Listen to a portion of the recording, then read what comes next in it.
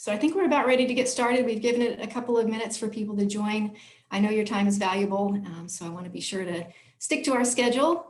I'm going to go ahead and start the presentation. Hopefully all of you can see the lovely eagle photo there with the presentation. Again, my name is Shawn Lee Breeding. I am the Audubon Florida EagleWatch Program Manager, which is a mouthful. It's a great program here in the state of Florida. If you're joining us from outside of Florida, you know, some of what I'll be talking about is specific to Florida, but we'll talk about some other generalities about bald eagles. So hopefully we all learn something and have a good time talking about our favorite bird. Especially with Thanksgiving next week, I think, you know, it always brings to mind that funny story about Benjamin Franklin, that he wished that the turkey was the national bird instead of the bald eagle. Now, I've heard that might be somewhat of a myth and the story might have gotten convoluted, but I think we can all agree that we're thankful that the bald eagle is indeed our national bird instead of the turkey, as much as I love turkeys. They're a cool bird. But bald eagles have been very prevalent here. They are actually only found in North America, but they were very common across the continent, you know, back in the 1700s or so when European settlers first came to the US. And, you know, we're moving across the state, people were settling across the continent in the US. Bald eagles were easy to see back then. There were a lot of them around. But as we began to settle the United States and moving westward, human habitation, we were cutting down forests and draining the wetlands. It wasn't illegal to shoot bald eagles at that time, and hunters and trappers were, you know, hunting and trapping them. And various other factors were affecting the population. So even by the early 1930s, people began to notice they were seeing fewer bald eagles than they had before. And even by the 1940s or so, it became even more of an issue. At that time, unfortunately, a pesticide DDT was introduced in the United States, considered a miracle pesticide to treat mosquitoes. And nobody understood at that point the detrimental impact that pesticide would have on the environment. And especially birds of prey who are, you know, predators at the top of their food chain generally. And it was a major issue, especially for bald eagles. So unbeknownst to everyone, DDT was affecting the bald eagle's egg laying, and it was affecting the viability of their eggs. So the eggs they were laying were either brittle and would break before they hatched, or they might be soft-shelled and the embryo wouldn't develop properly.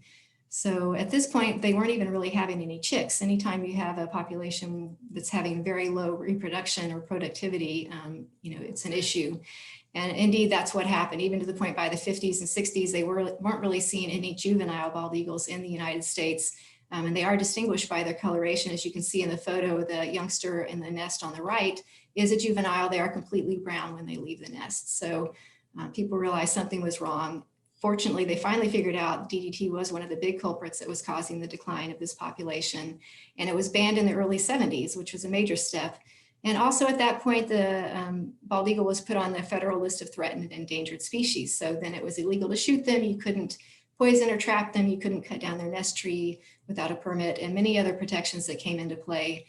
You know, along those lines, all of those steps together, banning DDT and putting them on that list of threatened and endangered species, made a huge difference for the bald eagle. They're an incredibly resilient bird. They just needed a little help and a little cooperation from humans to make a comeback. And some of the other factors that weighed in, you know, over the ensuing decades after the 70s, a number of programs arose, different organizations getting involved in conservation of bald eagles.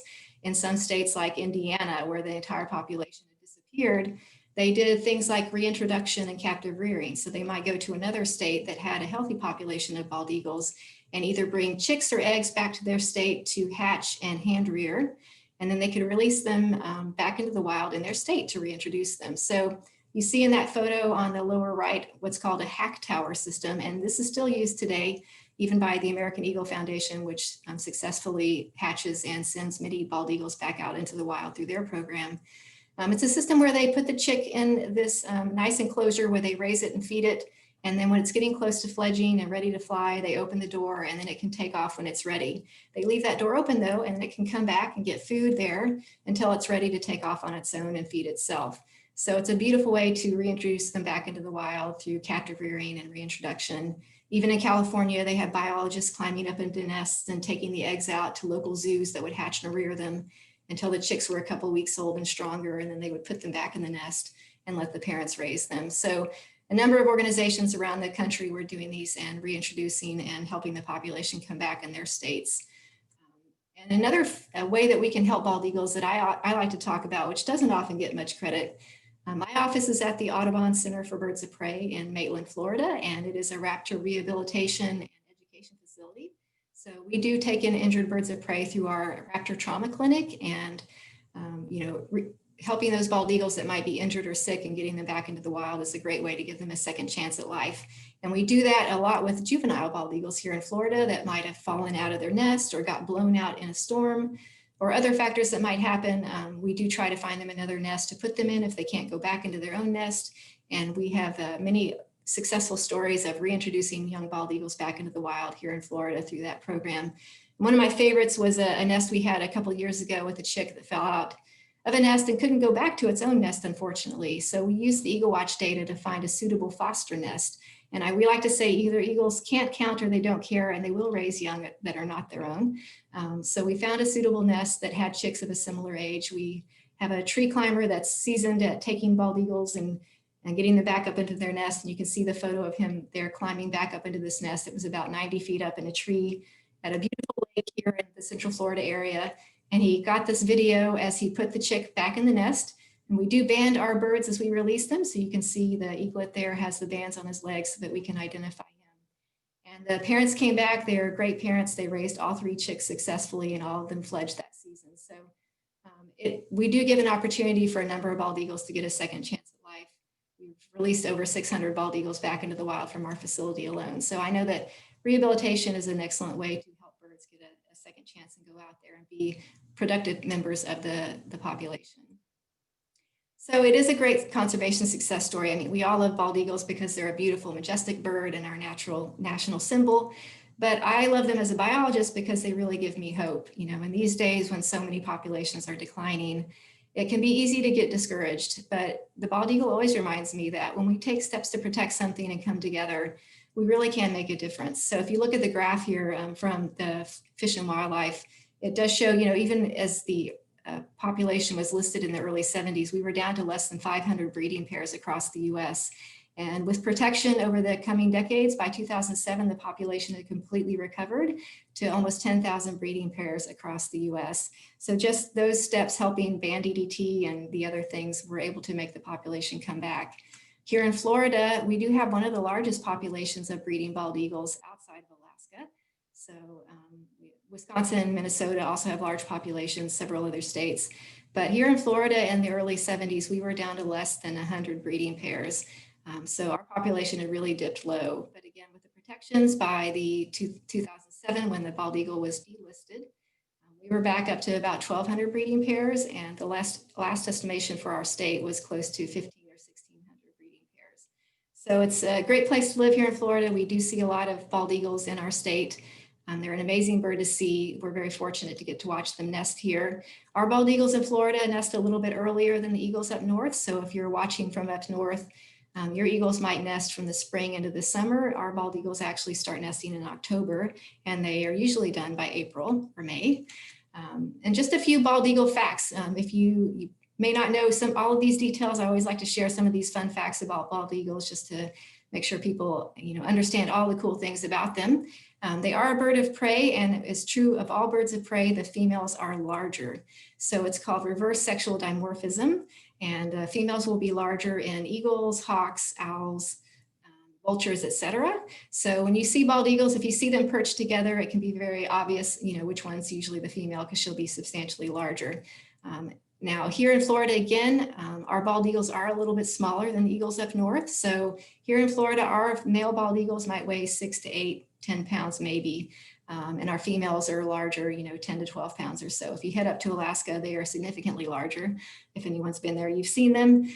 So our birds are a little bit smaller here. They are a fairly long-lived species. The longest known bald eagle in the wild was 37 years old when he died. And they know that because he was banded as a chick in his nest through a research project, and then unfortunately struck by a car as an adult. And when they recovered his body, they traced the band back and noticed and discovered that he had been banded 37 years ago. So banding is a great way to learn about longevity and movement of birds and other species. So they're really long-lived species, very successful species. They are amazing flyers. They mostly do eat fish, that iconic photo of the bald eagle swooping and catching a fish out of the water, but they eat just about anything. They eat waterfowl and snakes, turtles, rats, rodents, and they also like roadkill. They're not above some roadkill. They scavenge and eat deceased animals, which can be an issue, especially here in Florida with all of our traffic, and bald eagles foraging on the roadway is not a good combination. And they are generally believed to be monogamous. So when they come together and find their mate, they mate for life. They'll come back to each other each season and nest together again. If you find a good solid mate who can help you raise those babies, it's a valuable asset and you want to hold on to them. So they do tend to stick together. If one of them perishes for some reason, they will usually take another mate at that point. But it is a great, part of being part of the EagleWatch program and monitoring our nests is you do get to see these pairs year after year coming back to their same nest site. They do return to the same nest generally each year. And you get to know them like family and watch their behaviors as they raise their young. So it's a really amazing experience to get to be a part of. Here's just a photo to kind of just show you some of that size discrepancy. You can see here the male is up at the top and the female is a little bit lower. So it's not a huge difference. And even, to be honest, sometimes I struggle if I see one in the wild, is that a male or a female? It can be difficult to tell. So, but it gives you something to look at if you see a pair on a nest or you watch those webcams to try and see if you can guess which one is which. They do work together when they're nesting. So they're great partners. They take turns sitting on the eggs. They take turns feeding the chicks and brooding the chicks. So it is truly a partnership, a great partnership as they raise their young. They do make the largest nest of any bird species in North America. It's been compared to a small car in a tree, if you've ever seen one. The largest one ever recorded was actually here in Florida in St. Petersburg over on the West Coast and weighed 2 tons. I'm guessing it must have fallen and they gathered the material and weighed it. I'm not sure how they got that fact, but they can be, 10 to 12 feet wide, 5, 6 or more feet deep. We even have some birds that have double-decker nests here in Florida. They add to them every year. So they come back at the start of the season and add sticks and refurbish it. We call it nestorations. And they get it ready again for the next breeding season. So eventually, sometimes the nest will just get so heavy the tree might collapse and so on. So it is quite a large tree, but it can be funny even sometimes when you know how large they are, it can be so easy to miss them. I've been looking for a nest before and, finally you're like, there it is. How did I miss that? They can be sneaky sometimes, but they can often have a couple of alternate nests in their territory. Generally, they are very defensive of their territory. They will keep an area that's solely theirs around their nest. And it could be half a mile to a mile around their nest. They won't allow any other bald eagles into that territory, but they may have alternate nests that they'll use during different seasons. So they might use one nest one season, do the other nest the next season, and so on. So there's a little bit of variability, but generally they're very faithful to that territory. Outside of Florida, here in Florida, most of our bald eagles do nest in live pine trees, occasionally oaks, cypress, and other things. But in other states, we're seeing some interesting things. Over in Virginia on the Barrier Islands a year or so ago, they documented a bald eagle nest actually on the ground on a beach there. I'm guessing there aren't any predators on that Barrier Island, so they didn't have to worry about nesting on the ground. There's probably not suitable trees on that island, perhaps. So they're very adaptive. As you can see, they've built this nest on the ground and used it. If you head out west, a lot of the eagles there might nest on, rocky outcrops and sides of cliffs and so on. So they have a lot of different nesting behaviors. Recently, one was documented in a cactus in Arizona, which was interesting. I think it was the first time they documented an eagle nesting in a cactus. Seems a little dangerous, but they somehow made it work. And the other thing we're seeing here a lot in Florida specifically is a lot of our bald eagles are starting to move to nest on artificial structures like cell towers and power line towers, stadium lights, etc. And it can be, a number of factors playing into that. But I think Florida has, as far as I've learned from talking to other biologists, we're the state that's really seeing this at the highest prevalence is eagles nesting on artificial structures. And we'll talk a bit about that more here in a bit. They also have some interesting breeding behaviors. Generally, it is one male and one female that come back to each other each year to breed, but we've seen some interesting things in other locations up in the central north area. We had a pair that's 2 males and a female came together and have been working together every year to raise young. So that's highly unusual, not something you very often see, but somehow that pair has made it work, or the trio has made it work. And then some other fun stories you might have heard, bald eagle that raised a red-tailed hawk. And they're not exactly sure how the red-tailed hawk got in the bald eagle nest, The common idea is that perhaps the bald eagle had raided a red-tailed hawk nest and brought the chick back to its own nest to feed to its young, but the red-tailed hawk chick didn't die. And then began begging. And the biological urge to feed a mouth that's begging for a bird is very strong. So at that point, they began feeding the red-tailed hawk along with their own chicks. And that young red-tailed hawk fledged successfully from that nest with its foster eagle siblings. So a really fun story as well. So a lot of unusual things out there. Birds are amazing and they do a lot of really cool things. Of course, these are kind of the exception, but fun stories to note in some of the different behaviors you see. But getting back again to their territoriality. Bald eagles are incredibly fierce. They do not tolerate other bald eagles in their territory, and they will fight to the death. You know, a lot of times animals will kind of fight and bluff, but they won't really get serious about it, but bald eagles will fight to the death. And in our clinic at the Center for Birds of Prey, we do get a number of adult eagles injured every year through territory fights, and not all of them survive, unfortunately. So at the start of the season, we do see this a lot as birds are coming back to their territory and wrestling over it and so on. We had I thought I had a different photo to show you there. So once they do start nesting though, once they lay their eggs, they can lay up to 4 eggs. Generally here in Florida, we see 2 or 3 chicks in our nests. Other states might have different ratios. It does take about 32 to 35 days for the eggs to hatch. They do have to be sat on consistently. So one of the adults will always be in the nest brooding and keeping those eggs warm. They have to be kept at a very constant temperature to hatch properly. Once the chicks hatch, they grow very quickly. You can see here a cute little photo of one of a newer eaglets that's hatched. He's got the little white fuzzy head.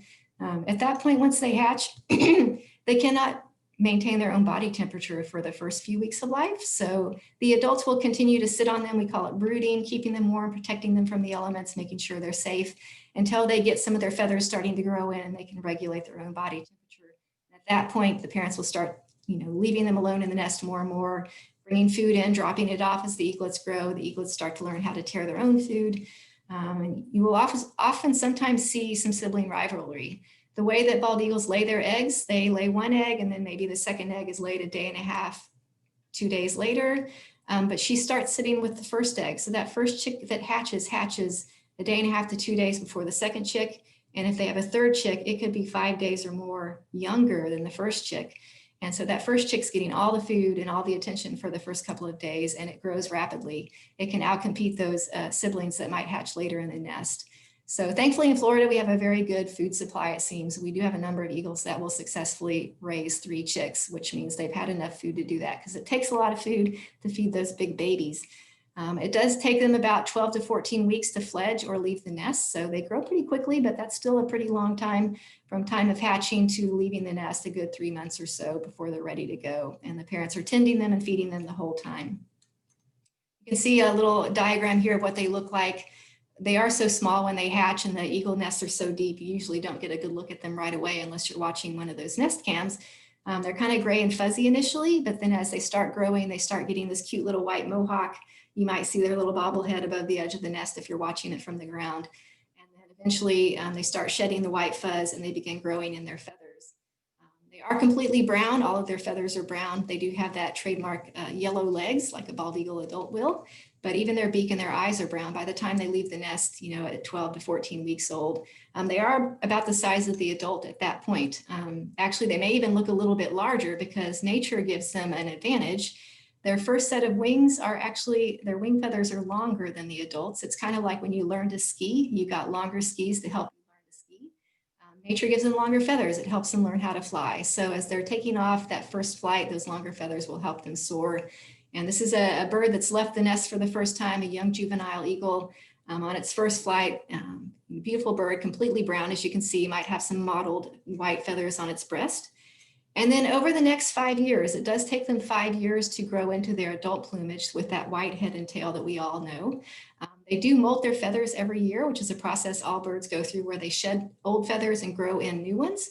And their beak also continuously grows like your fingernails and hair. So it slowly changes from a brown beak, it grows and grows and turns to yellow. And then their feathers, they shed every year and they go through different coloration phases as they molt into their adult plumage. So I kind of call this 2.5-year-old phase the awkward teenage phase. You see a lot of these birds here in Florida, especially hanging out at the landfill where it's a lot of good food and easy pickings. But by 5 years, generally, they have completely molted into their adult plumage there with that white head and brown body, yellow legs, and yellow beak. Beautiful birds, amazing predators, amazing to see here in the sky. Now, bald eagles here in Florida do migrate, especially the young birds, as they take off on their first flight from leaving their nest. They'll stick around the nest for a few weeks. They're not completely self-sufficient right away. They do depend on their parents to feed them and help them learn, how to catch food for themselves. So their parents will supplementally feed them in the nest for a few weeks. And eventually the young birds will take off on their first journey. And satellite tracking and banding studies indicate that our bald eagles travel up the Atlantic flyway. Some of them go as far as Canada. So they go up there, they'll leave in the spring or summer and they'll spend the summer up north. And then they come back in the fall, they'll roam around our state throughout the winter while the adults are nesting again. And then they'll eventually do that migration again. So they'll typically do this migration for the, first 5 summers of their life until they reach maturity and settle down to breed here in Florida in a territory. Generally, the understanding for Florida's birds is once they do get a territory established, the adults don't roam too far from that territory over the summer break. They may forage a little further away from their territory, but they generally stay within that area to keep an eye on the territory and protect it so that nobody else takes it over for the next season. So amazing migration pattern. We do focus on protecting the nesting birds here in Florida, but of course their lifespan does take them up and down the Atlantic flyway. So it's important to think about that as we think about protecting species, not just where they breed, but also their full life cycle and the areas where they go and forage in those important areas they rely on. Now, we talked about the bald eagle being delisted in 2007. It's no longer on the list of threatened and endangered species, which is a great conservation victory. But they are still protected by both state and federal laws. We have the Bald and Golden Eagle Protection Act, which is the main act that protects them. We also have the Migratory Bird Treaty Act, which also protects bald eagles and other native bird species in our country. But the Bald and Golden Eagle Protection Act is the main one we deal with when talking about protecting birds, especially here in Florida. And just a little bit of the legalese from the description of what is illegal under that act. It's illegal to take a bald eagle, and take basically means you can't kill it, shoot it, harass it, molest it, destroy it. You can't keep any of the feathers or body parts. If you find a deceased body, even the deceased bodies are protected by law and have to be disposed of properly.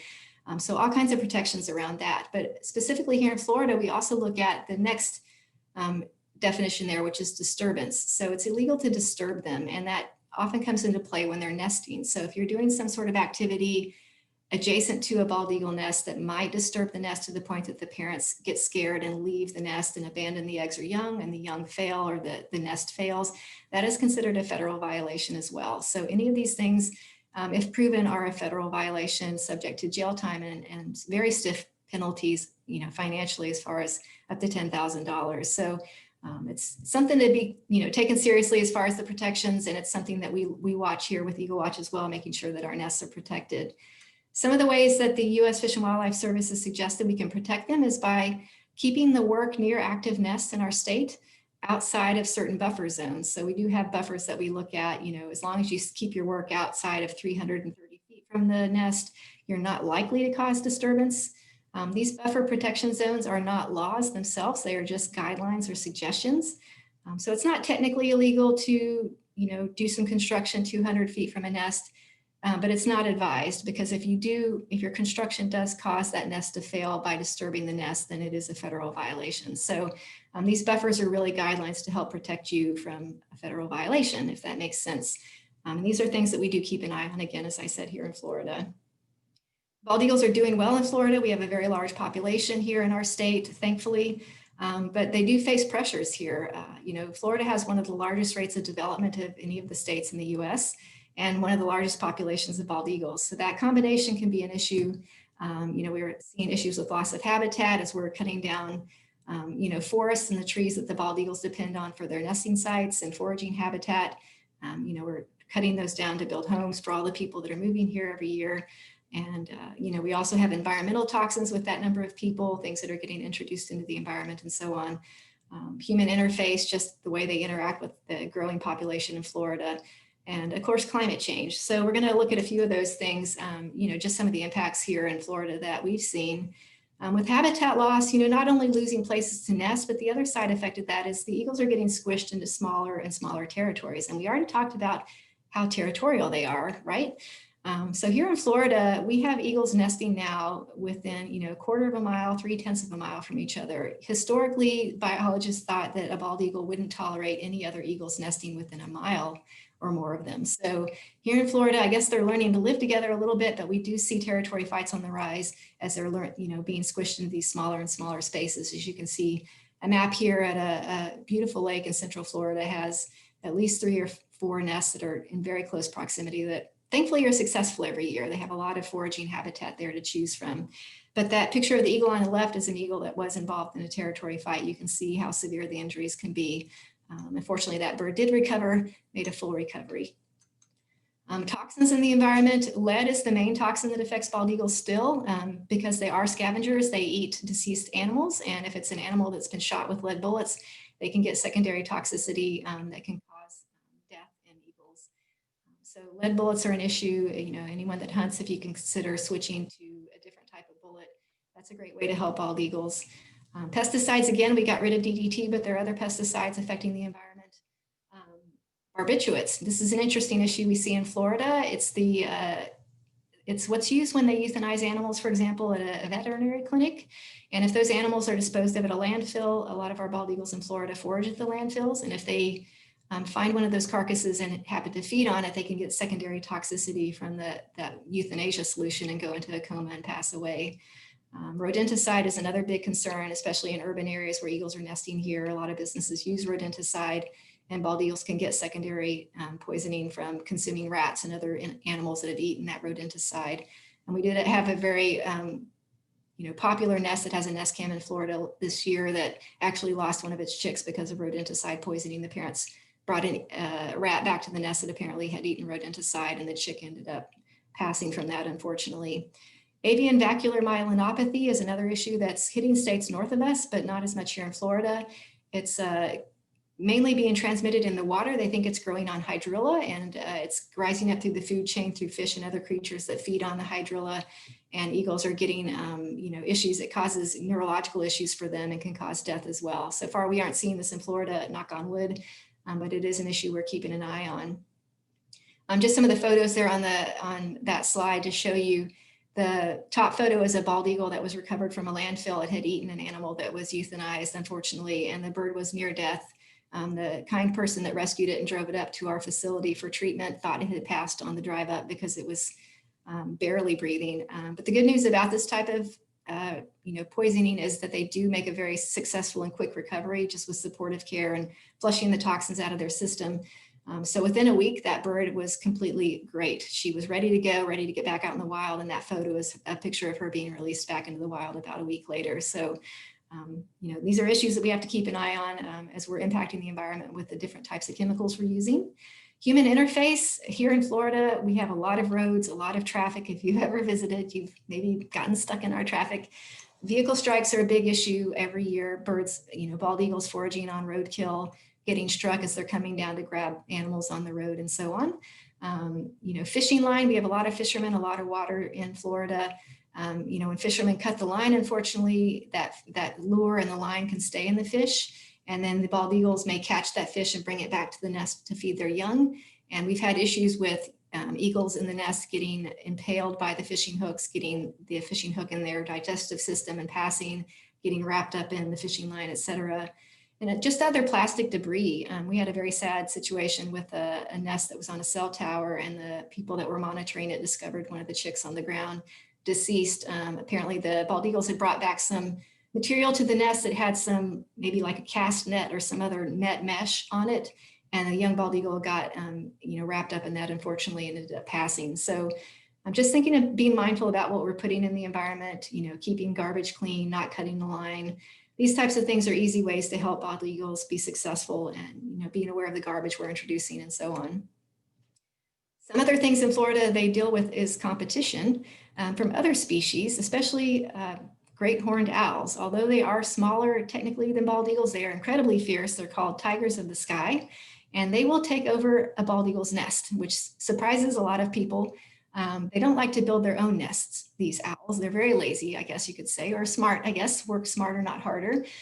So they will take over a bald eagle nest and use it for their own. Now, bald eagles will often just move somewhere nearby and build another nest. We had a very popular nest in a cemetery here in Orlando that owls took over one year. So everyone was very sad to see that happen. Another species they deal with is osprey. So they tend to like similar types of structures, those high platforms, et cetera. So osprey also will fight with bald eagles for their nests. So lots of different things they have to deal with in our state: competition, human issues, garbage, toxins, et cetera. That's really why EagleWatch began. It actually began in 1992. So the program's been around a really long time. And it was started by a small group of concerned citizens. You know, in 1992, the bald eagle was still listed as threatened and endangered species. It was still protected, and of course, it was still recovering. So the group then, you know, concerned scientists, biologists, and just local people, about 20 folks got together and said, let's start a program where we monitor bald eagle nests, and we can share the data and help the biologists with the state understand how the population is doing. And that's exactly what they did. So it started with 22 volunteers watching a few nests in Central Florida County. And as of last season, for the 2020 season, we now had, you know, about 450 plus volunteers monitoring over 800 nests around the state in 46 of our counties. So the program has grown significantly, but the reason behind the program is still the same: is making sure that our bald eagles are safe, that they're doing well in our state, that they have safe places to nest, that they're successful at nesting. Just a quick map to show you some of our bald eagle nest monitoring coverage. Each of those counties that is green is a county that EagleWatch is active in. So it is a community science program. It's totally volunteer based. People from around the state that care about bald eagles and have some spare time and are interested in monitoring nests during the nesting season. And each of those blue dots does represent a nest that we monitor. So pretty good coverage. There's room for growth, of course. The things that we do and that we focus on with our program, first of all, locating nests and, you know, collecting that data. The first step in protecting a nest is knowing where it's located, especially with development, you know, at such a high rate here in our state.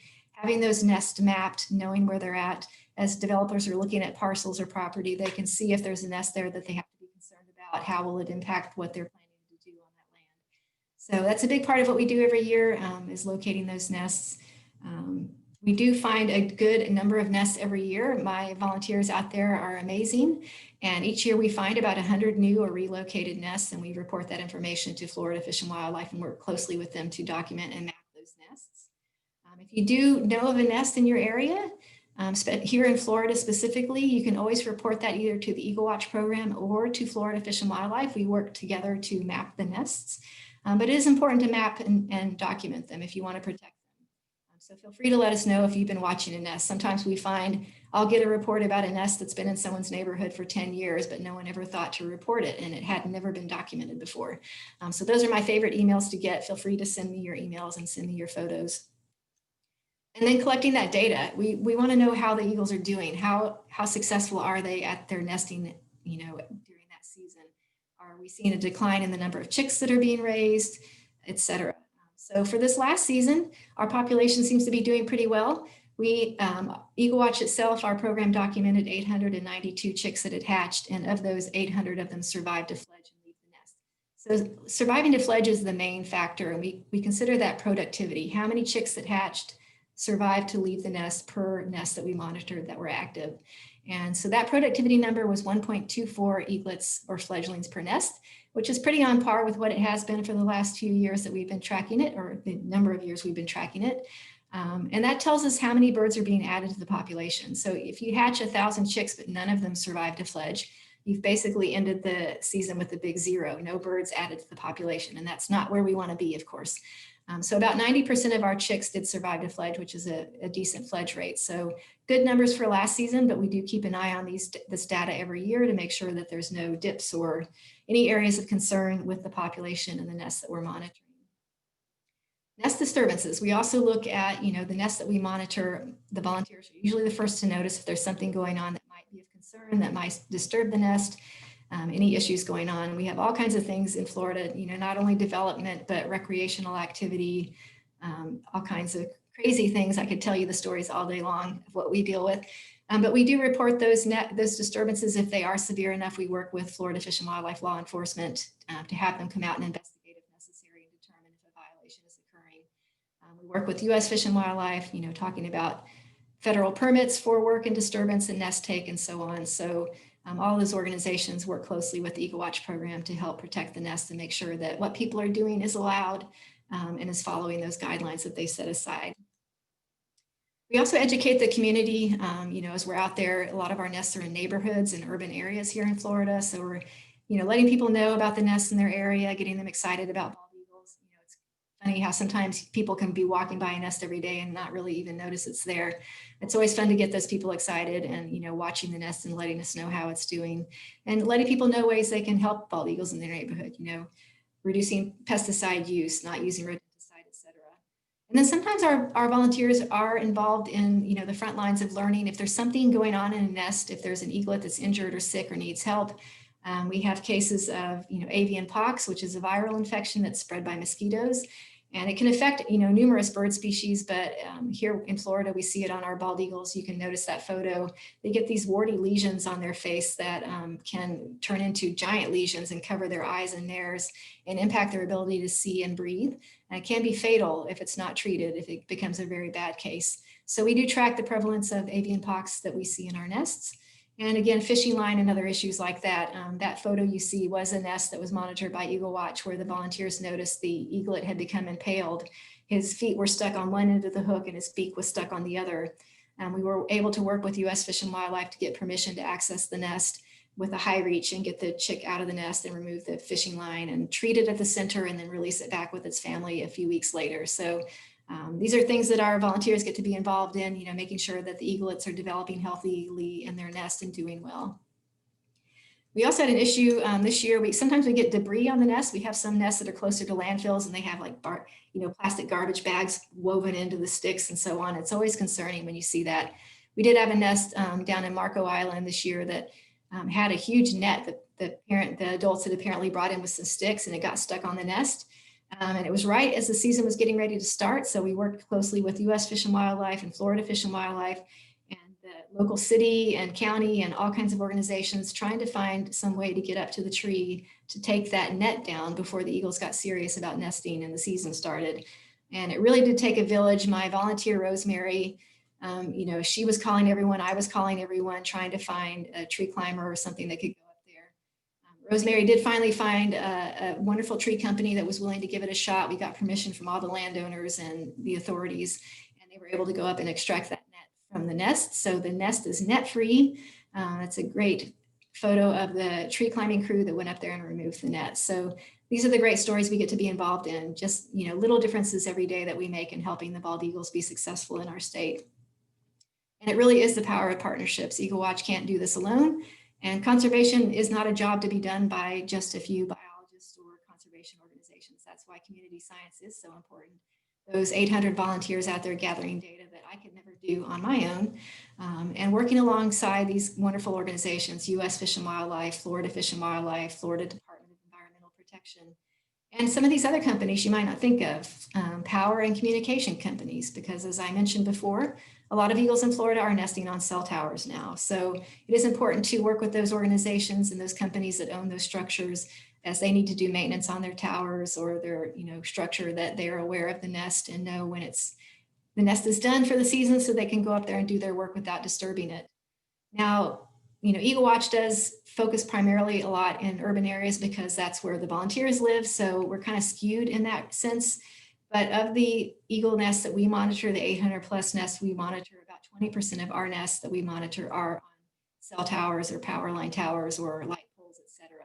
Statewide, that percentage is probably lower because there are great swaths of the state that we don't monitor that are natural with great trees.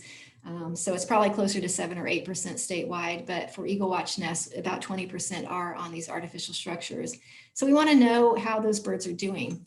How are eagles on these cell towers nesting? Are they as successful as our eagles nesting in trees?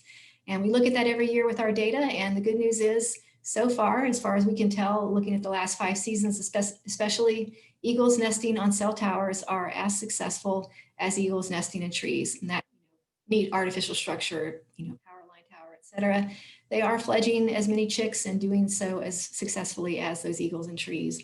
And this is something we'll continue to keep an eye on just to make sure that they're doing well. And then looking forward, we thought, what will this look like if you consider the question, Does the type of nest a young eagle hatches in influence the type of nest it will choose as an adult? It takes it about 5 years to reach maturity. At that point, it can settle down and raise its own family. So if it hatches in a cell tower nest, will it automatically choose a cell tower nest when it's ready to raise its own family?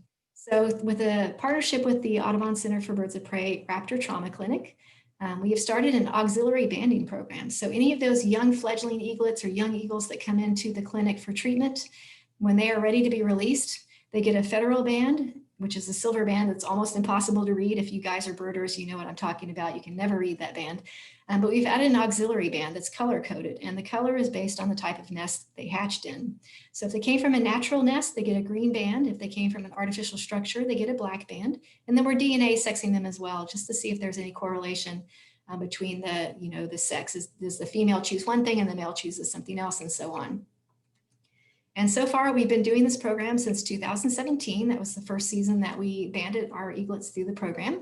And we have banded and released 48 juvenile eagles back into the wild here in Florida, auxiliary banded. The majority of them were from natural nests. And interestingly, the majority of them were female, which I thought was a fun fact that I've kind of been puzzling over. It may be because the females are larger and a little more precocious, possibly the first ones to make that leap. A lot of the young birds that come to our clinic for treatment have fallen out of the nest or got out of the nest before they were ready to fly. So they just need a little help. So maybe it's those precocious females that are taking a leap too soon. I'm not sure yet. That's my own opinion. But anyway, we will keep looking at that. And we are tracking the resites. Our birds, banded first season in 2017, it's going to take them 5 years to reach maturity. So we have a few more years before those birds will start nesting. But we are hoping to start collecting that data to determine what type of nest they're choosing. Here's just a quick map. It's not really easy to see, I'm sure, on your screen, but it shows some of the rescue and release sites for the 48 eaglets that we have treated and released here in Florida. And a number of them have been seen out of state. We've had some seen in North Carolina, Ohio, West Virginia, and several of them seen, 2+ years after being released, which is always encouraging to see these young birds getting a second chance at life and doing well out there in the wild. One of our probably favorite stories of all of the birds we've banded is one that we call Eugene.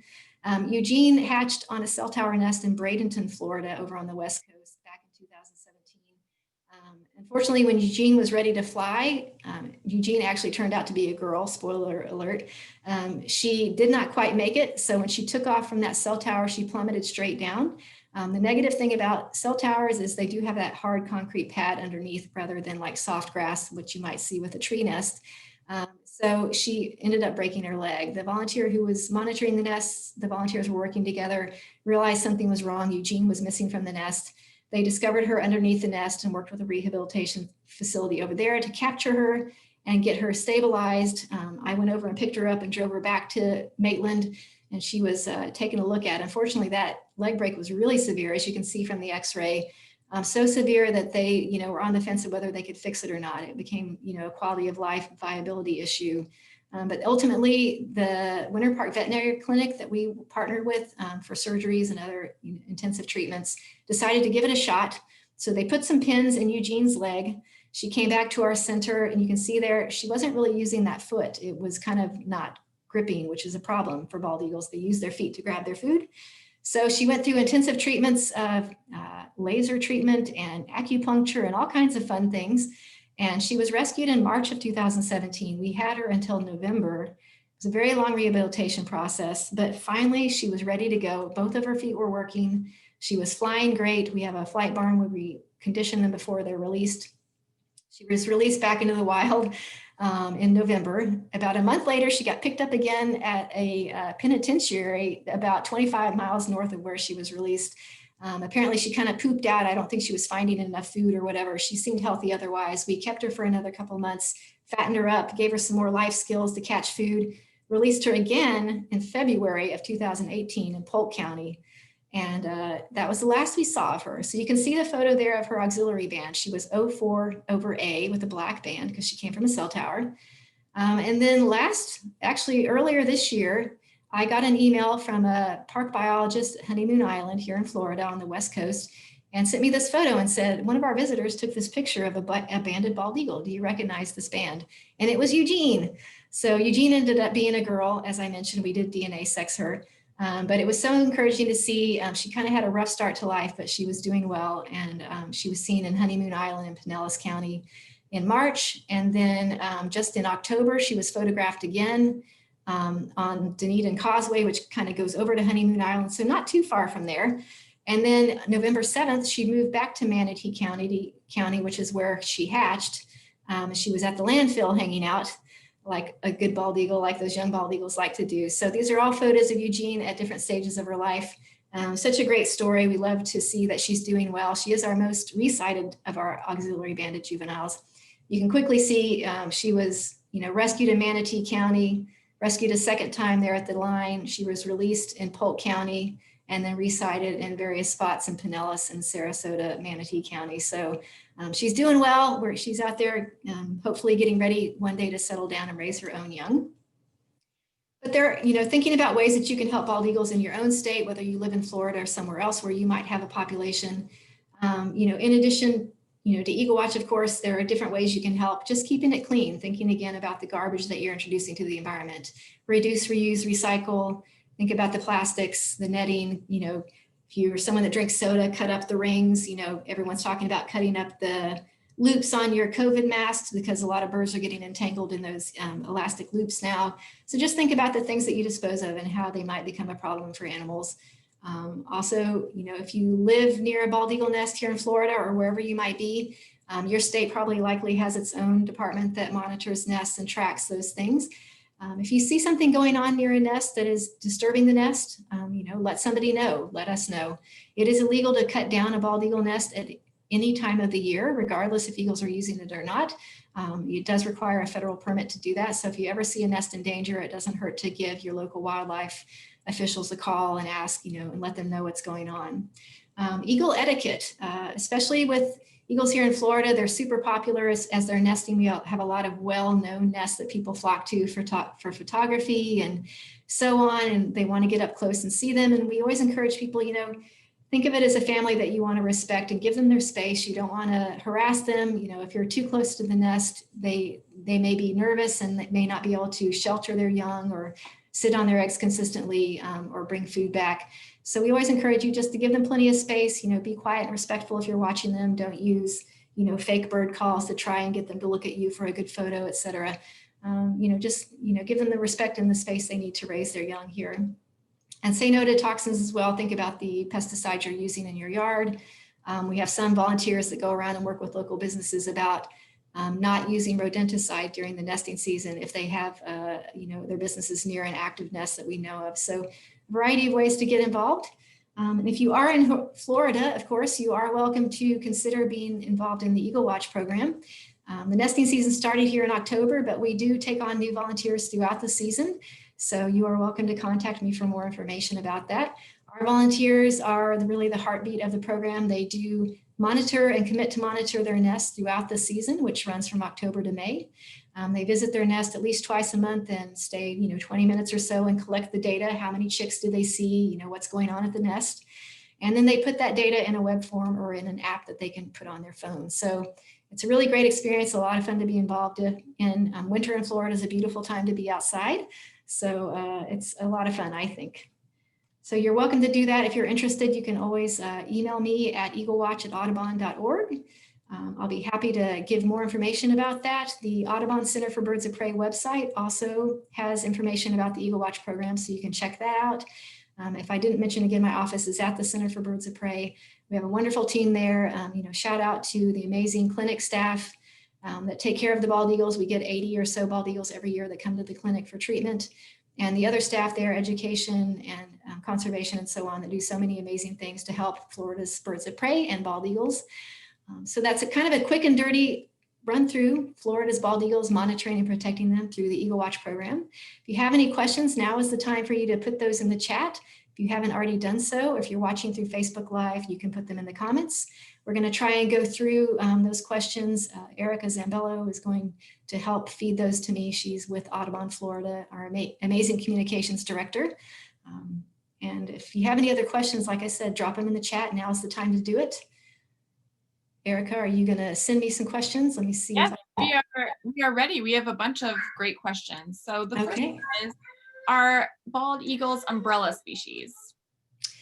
Yeah, that's, they are considered an umbrella species. And basically what that means is that when you protect an umbrella species, a lot of other creatures in the environment benefit from that protection. So it's kind of like an umbrella that protects them all.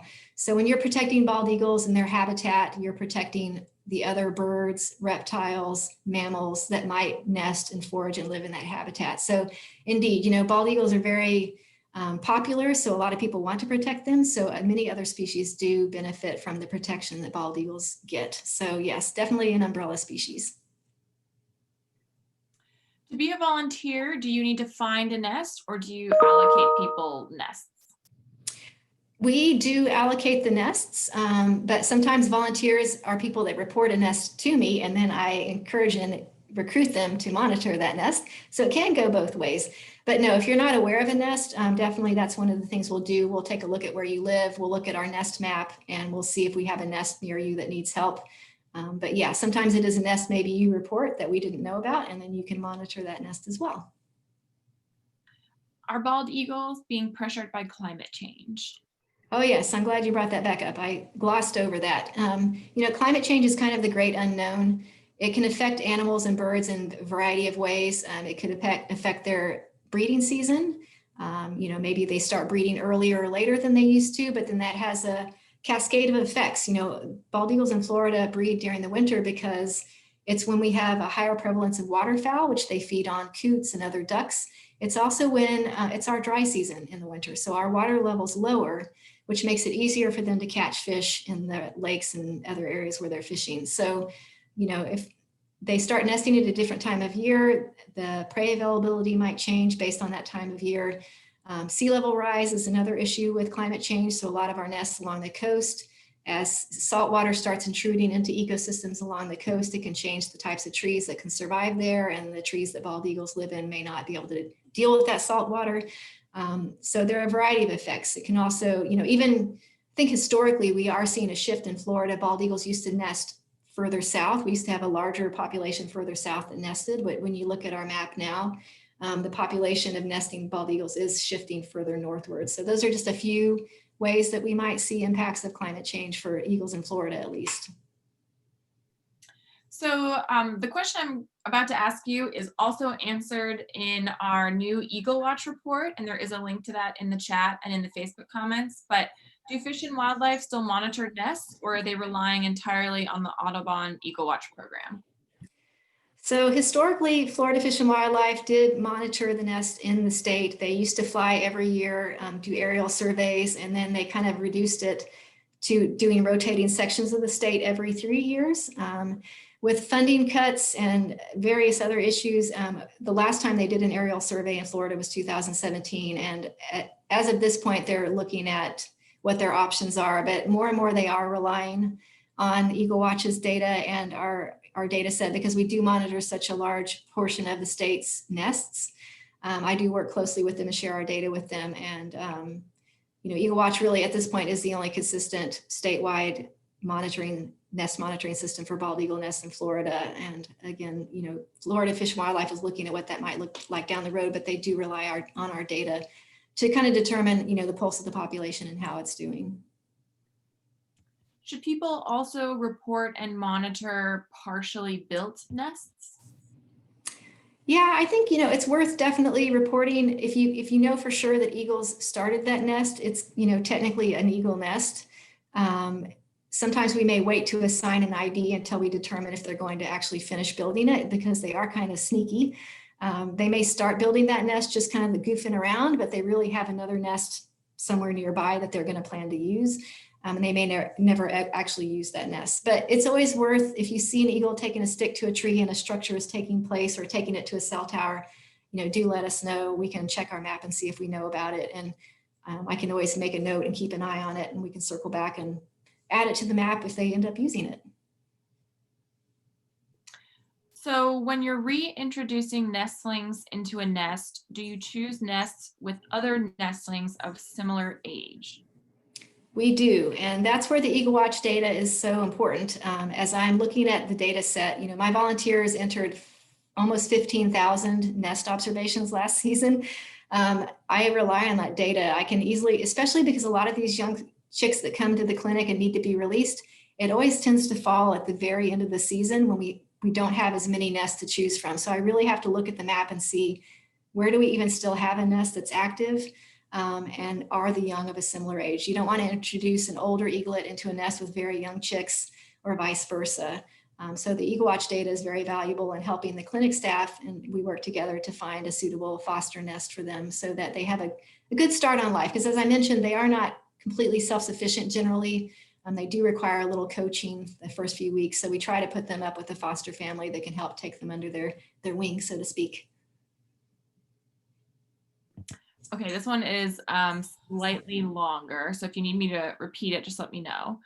Do only the young eagles migrate up and down the East Coast, and once they reach maturity, they stay in a permanent location, or do adults also travel up and down the coast?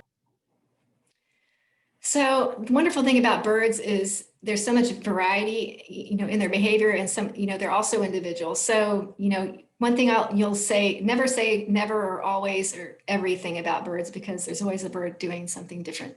And the same is with bald eagles. Generally, the satellite tracking and banding studies indicate that, once they reach maturity and settle down to breed, that the adults tend to stay in the state, but we do still have adults that have been shown to migrate, within Florida or out of the state. Maybe they're unpaired adults. And we do have birds from up north, eagles from up north that come down to Florida. So it's kind of a mixed bag down here. You see a little bit of everything, really. But generally, the majority of that migration you're going to see with the juvenile eagles the first 5 years of life, going up and down the Atlantic coast. And we did have one juvenile eagle that hatched really late this season and just never left the nest. He's at a nest cam in Southwest Florida. So I think he finally did leave, like literally within the last month. So everyone was like, is he ever going to go? So you see a bit of everything. Birds are pretty cool that way. I have a clarification question. Going back to what you mentioned about eagles starting to nest further north. So is that because of climate change or human development or a combination? I don't know that I have a scientific basis to back this up, but the way I would interpret it, looking at the map, the areas where there used to be nests were kind of down in the Everglades area, which wasn't really developed. And so my interpretation when I saw that change was that, as that area has seen maybe more saltwater intrusion, the types of trees that can survive down there is changing, and the availability of suitable nest structures is changing.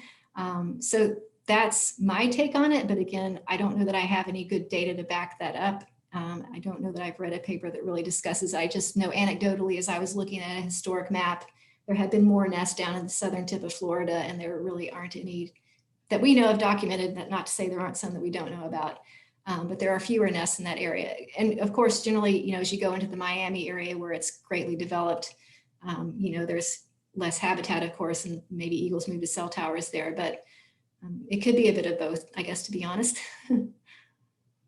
Do other states have nest monitoring program by Audubon or by other entities? Anything similar to EagleWatch? Yeah, so it's again a bit of both. Some states monitor their nests through their local, natural resources department or fish and wildlife department.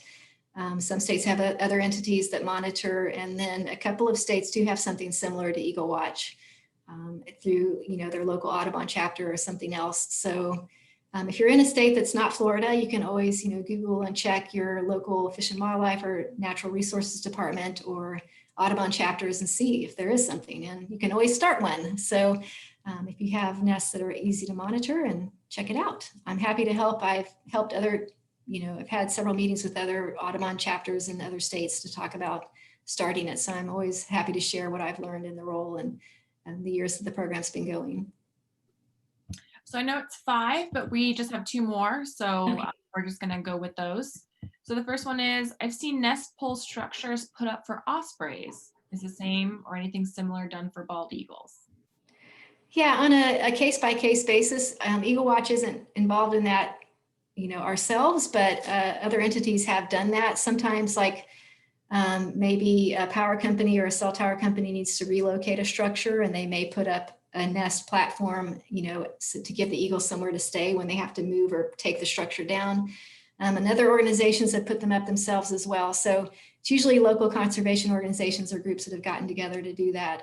It is a fairly tall nest, so it takes a bit of planning and that type of thing. But yeah, it is done, definitely. And last but not least, could you tell us again how you knew it was Eugene just from looking at those photos? Oh, sorry, if it wasn't clear from the photos, once Eugene was seen, the bands on his legs are unique Eugene is a girl. The bands on her legs uniquely identify her as Eugene. So she has a silver band on her left leg, and a black band with the letters 04, the numbers 04 over A, and that identifies her as Eugene. So all the photos that we got, you could clearly see her band combo.